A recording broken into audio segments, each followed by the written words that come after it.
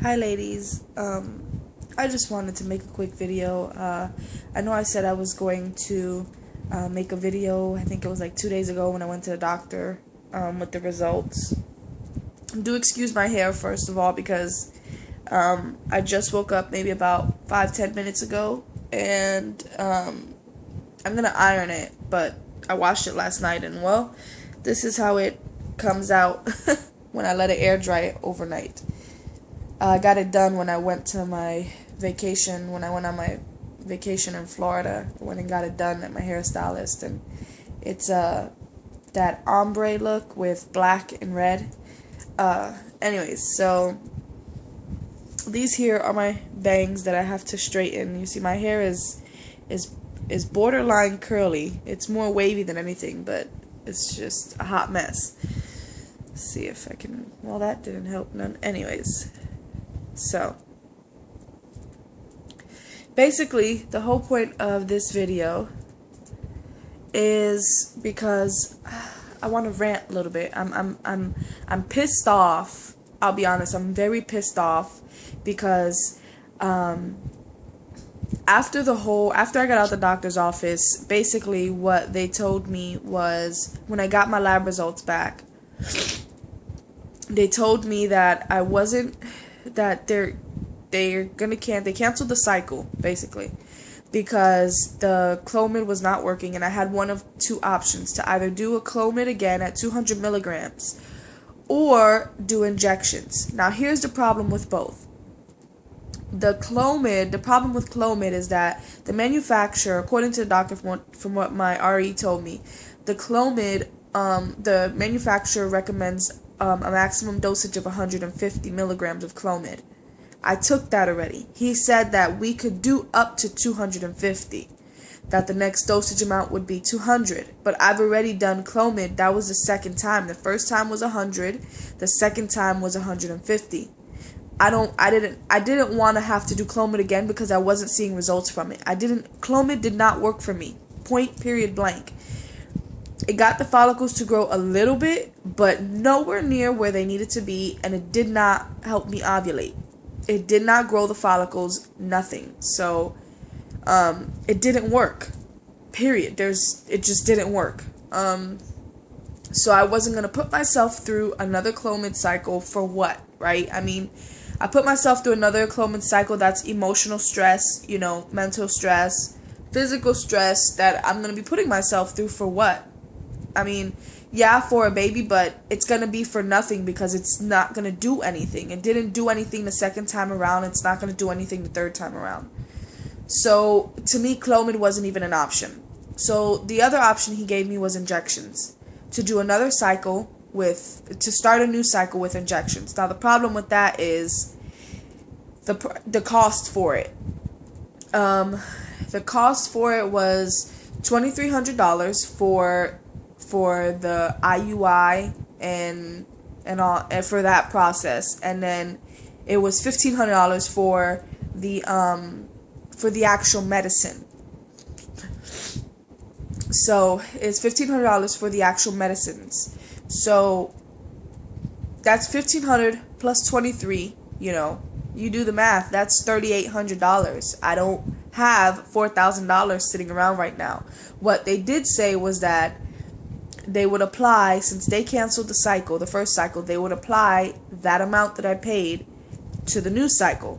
The only thing is that was only $800. So I still have to come up with $3,000. I don't have $3,000. I just came off of vacation. That's why I made it very clear to them that I wanted this first cycle to work. I'm going on vacation. I need this vacation. I'm stressed the fuck out. I needed the vacation and I wanted to go on a vacation. And, point, period, blank. Okay.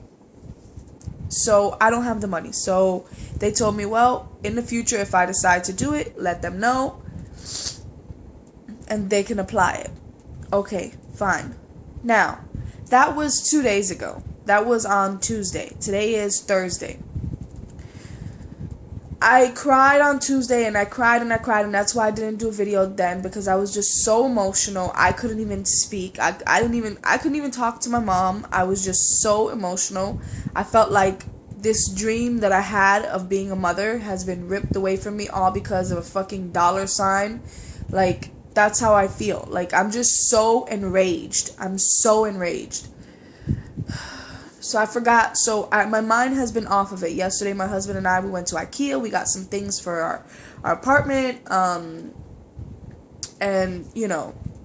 I got some more. We went to Home Depot, and I got some more plants that to grow. And so my mind was completely off of it. I completely forgot about it. I didn't completely forget about it, but my mind was off of it. It wasn't my main focal point. This morning, my morning wake up call was a phone call from my gynecologist saying that they got the report back from my RE saying that I needed that they recommend that I get the rubella shot. Let me rewind now. In the beginning, when I went to my gynecologist, that they first did the labs, they said I would need this rubella shot. That's when they told me that I could have PCOS or CAH. CAH is congenital adrenal hyperplasia. So they said I either have that or PCOS. When I got to and they said that I needed a rubella shot because I wasn't immune to it, but I wasn't not immune to it either. I was like right in the middle. Okay. When I went to my RE, that they ran the same tests all over again. They said my 17H whatever hormone that I guess tells if I have CAH or not, that hormone was normal.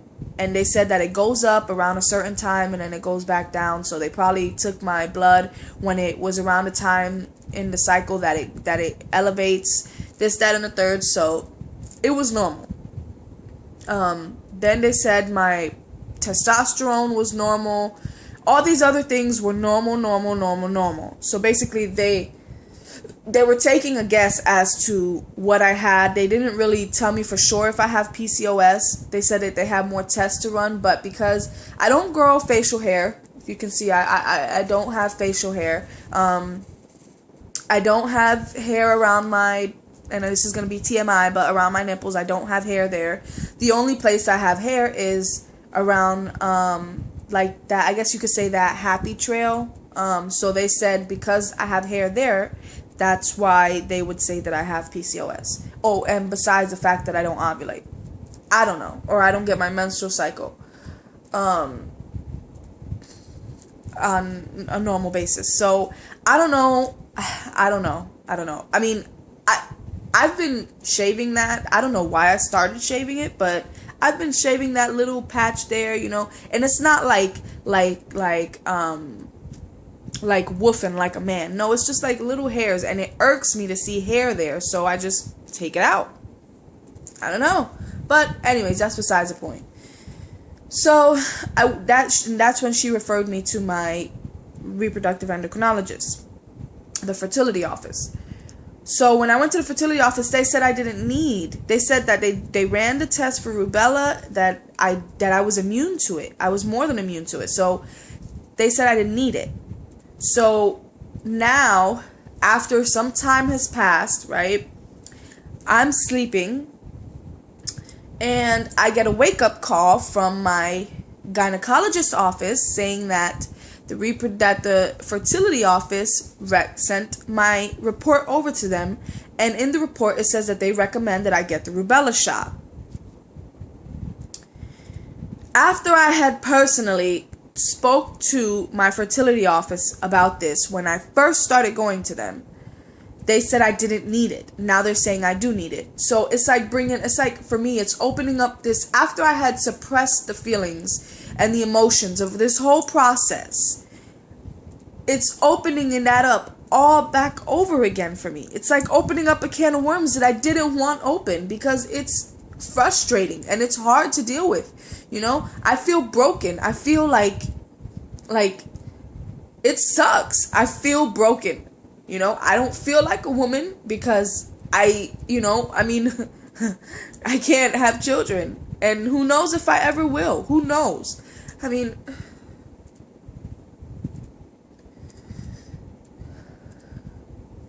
I have a cold. That's why I'm all stuffed up. I'm not feeling good. And I'm pissed off. Because no one can get their story straight.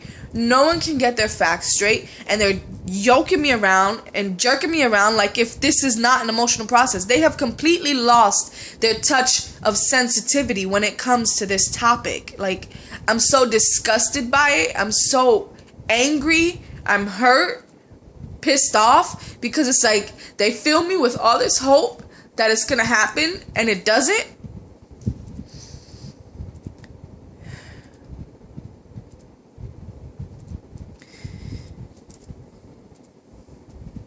I'm just...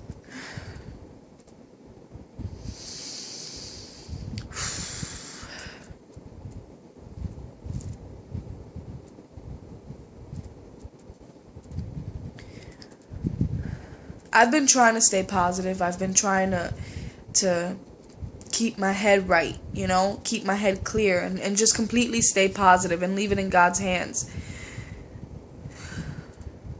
But man, that is so hard. It is so hard because it's like, how do you keep looking to that brighter day? How do you keep going? I don't know. But I just wanted to come on really quick, and I just needed to get this off my chest and rant a little bit. So, my hair is looking a hot mess. I need to get up and go do it anyways, so this is looking crazy. Look at this. My goodness. Okay, so see it here? It like fades into the red at the bottom. So, I think that's about it, ladies. Oh, you guys want to know something about me? I had a little brother that passed away from cancer. He was 17 years old when he passed away from cancer. And I have a tattoo in memory of him. I'll show you guys right now.